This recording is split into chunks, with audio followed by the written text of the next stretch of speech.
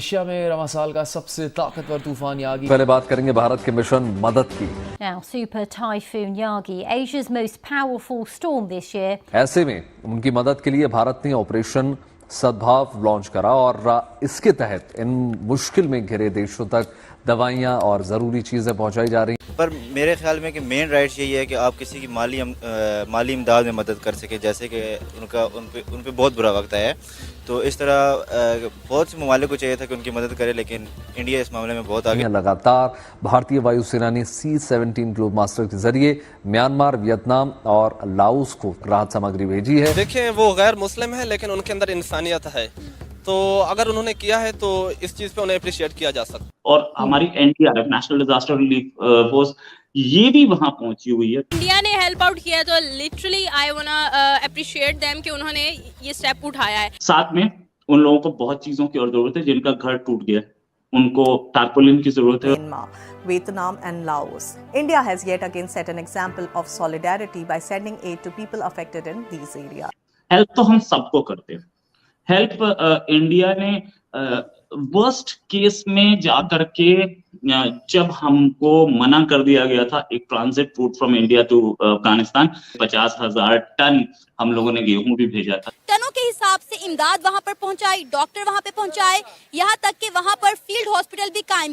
नमस्कार दोस्तों, चैनल पर आपका हार्दिक अभिनंदन है। दोस्तों, 3 देशों में म्यांमार, लाओस और वियतनाम टाइफून याकी जो तूफ़ान आया था उसकी वजह से बहुत नुकसान हुआ है, उनको बहुत दिक्कतें आई हैं। और दोस्तों, दुनिया में कहीं भी डिज़ास्टर हो, मानवता से रिलेटेड इशू हो, मानवता पर संकट हो और मानवीय मदद की ज़रूरत हो, वहाँ सबसे पहले एक देश पहुँचता है जिसका नाम है भारत।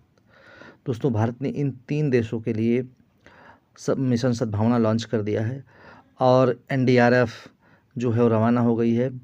इंडियन एयरफोर्स के जो बड़े प्लेन्स हैं, मिशन ग्लोब मास्टर 370 जैसे हैं, उसको लेकर के पूरी तरह से सामग्री या जो भी चीज़ें रिक्वायर्ड हैं दोस्तों, वो इंडियन गवर्नमेंट ने वहाँ पर तुरंत भेजा है और बाकी की सप्लाई उनको रिक्वायरमेंट के हिसाब से इंडियन गवर्नमेंट देती रहेगी।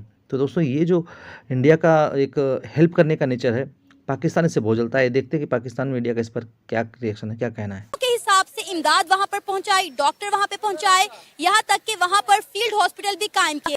इंडिया ने वहां पर टनों के हिसाब से जो है वो इमदाद भिजवाई, वहां पर अपने आर्मी के जो डॉक्टर्स थे वो भिजवाए, रेस्क्यू एंड रिलीफ टीम्स वहां पर भिजवाई, वहां पे फील्ड हॉस्पिटल कायम। जी बिल्कुल, उन्होंने तो हेल्प की भी है और उनका शुक्रिया अदा करना भी चाहिए उन्हें, क्योंकि ये कुदरती आफात हैं, बाई नेचर हैं, ये किसी पे भी आ सकती है। अगर इस पे इंडिया वालों ने जो भी ममालिक हैं जिन्होंने भी हेल्प आउट किया है, तो ज़ाहिर सी बात है उनका शुक्रिया अदा करना चाहिए। जितना हो सकता था उससे बढ़कर मदद की है। देखें, वो गैर मुस्लिम है लेकिन उनके अंदर इंसानियत है, तो अगर उन्होंने किया है तो इस चीज़ पे उन्हें अप्रिशिएट किया जा सकता है, उन्होंने अच्छा किया है। अच्छा, अगर हम अपने प्राइम मिनिस्टर के हवाले से बात करें तो मैं भी बेसिकली उसी इलाके से हूँ जहाँ पे ये रिसेंटली अभी सैलाब आया है, तो वहाँ पे ना भी यही प्राइम मिनिस्टर उनकी जो है मरियम नवाज साहिबा, वो भी आई थी। तो इन्होंने बाहर के मुल्क में जाके क्या इमदाद करनी थी, इन्होंने अपने लोगों को सपोर्ट नहीं किया। हमारे लोग 15 से 20 दिन तक रोडों के ऊपर पड़े रहे थे, लावारिस पड़े रहे थे, उनके पास सर छुपाने की जगह भी नहीं थी। तो ये लोग कई 1.5 माह के बाद शायद उनका चक्कर लगा था उधर इलाके हमारे में, तो वहाँ पे भी उन्होंने क्या चटखारे ही तकसीम किए और कोई बड़ा प्रोजेक्ट या मीन के कोई घर बना के देना या जिस तरह के इमदादी कार्रवाइयाँ होती हैं, तो हुकूमती सतह के ऊपर कोई इमदादी कार्रवाई नहीं की गई। बहरहाल ये है कि जो अल खैर फाउंडेशन है या जामिया सूफा वाले हैं, तो मिलके फलाही इदारे जितने भी हैं उनकी तरफ से जितनी सपोर्ट हो सकी उन्होंने की है, लेकिन हुकूमती सतह पे बिल्कुल कोई प्रोग्रेस नहीं मिली और अवाम लावारिस अवाम देखती रही, लेकिन उन्हें जो है ना कोई। इन्होंने खुद तो कोई मदद की नहीं, सैलाब से मुतासरा लोगों की, उनके लिए जो मदद आई वो भी इन्होंने उन तक नहीं पहुँचाई। हम अपने मुल्क को ही ब्लेम कर रहे हैं, ठीक है, तो इसमें अब कौन क्या कर सकता है ये हमें पब्लिक को ही सोचना होगा। हम आपस में लड़ रहे हैं, इमरान खान अच्छा है, नवाज शरीफ अच्छा है, शहबाज शरीफ अच्छा है, मैं तो यही कहता हूँ कि ये इनमें से कोई भी अच्छा नहीं है। अगर इमरान खान अच्छा है तो इमरान खान ने हमारे लिए क्या किया है? नवाज शरीफ चलो था ही गंदा, तो अगर इमरान खान अच्छा है तो इमरान खान ने हमारे लिए क्या किया है? लेकिन जब कुछ देने की बारी आती है तो मुझे शर्म आती है कि अब कहाँ पर हैं वो सारे सेलिब्रिटीज़, कहाँ पर हैं वो बड़े बड़े पॉलिटिकल पार्टीज़, कहाँ पर हैं वो क्यों नहीं मदद करते हैं। लेकिन अगर इंडिया ने हेल्प आउट किया तो लिटरली आई वांना अप्रिशिएट देम कि उन्होंने ये स्टेप उठाया है। लेकिन पाकिस्तानियों को भी कहूँगी, मैं ये नहीं कह सकती कि पूरा पाकिस्तान रोंग है। बहुत सारे ऐसे लोग हैं जिन्होंने काफ़ी ज़्यादा एक जो कहते हैं कि सिंगल पर्सन ने काफ़ी ज़्यादा हेल्प आउट किया है। हेल्प तो हम सबको करते हैं। हेल्प इंडिया ने वर्स्ट केस में जाकर के जब हमको मना कर दिया गया था एक transit route from India to Afghanistan, तो हमने चबाड़ के थ्रू, अब आप मुझे हो सकता है कुछ बोले, पाकिस्तानी लोग मुझे गाली दे, 50,000 टन हम लोगों ने गेहूं भी भेजा था, शायद वो उससे आटा बनेगा, बन चुका हो चुका, लोगों ने खाया भी होगा, मेडिसिन भी गई थी, चबाड़ पोर्ट के थ्रू पाकिस्तान ने अलाउ नहीं किया था। हम जब अफगानिस्तान को हेल्प कर रहे थे तो टर्की को भी हमने हेल्प की।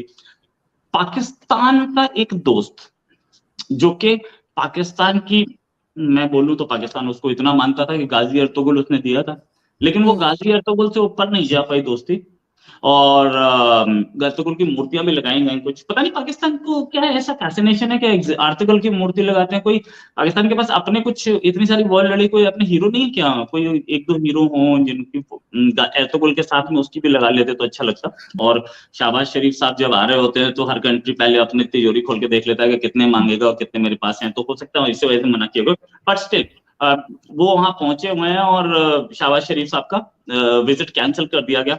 तो उससे मुझे लग रहा है कि कहीं ना कहीं फ्रिक्शन तो दिख रही है। टेम्परेरी भी हो सकती है, मैं ये नहीं कह सकता कि परमानेंट फ्रिक्शन है, लेकिन फ्रिक्शन तो दिख रही है। कहीं ना कहीं शायद टर्की ये सोच रहा हो कि इंडिया से हेल्प आ रही है और पाकिस्तान के प्राइम मिनिस्टर की विजिट से इंडिया से रिलेशंस खराब हो सकते हैं या इंडिया को बुरा लगेगा, जो भी। बट विजिट कैंसिल हुई इंडिया की तरफ से वहां पे। नहीं, आई डोंट थिंक कि कोई इंडिया की तरफ से उनको जो है वो चीजें पहुंचाई जा रही थी या मदद की जा रही थी, तो वो उस वजह से सोचेंगे कि पाकिस्तानी प्राइम मिनिस्टर ना आए।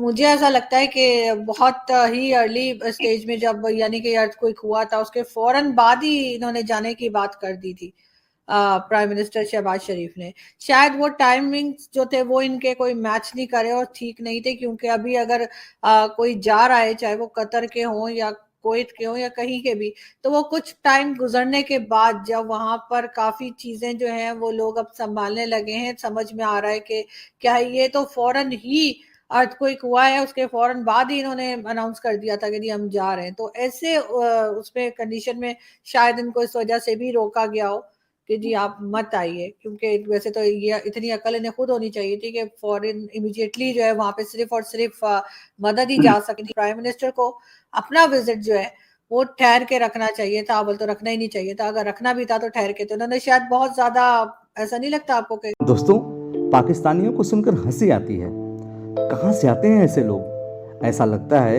ये लोग हमारे गोले के नहीं हैं, किसी और गोले से आए हैं। कितने तेजस्वी हैं ये लोग। आप सभी हंसते रहिए और पाकिस्तानी कॉमेडी का मजा लेते रहिए, और चैनल को सब्सक्राइब करना और शेयर करना ना भूलें। धन्यवाद।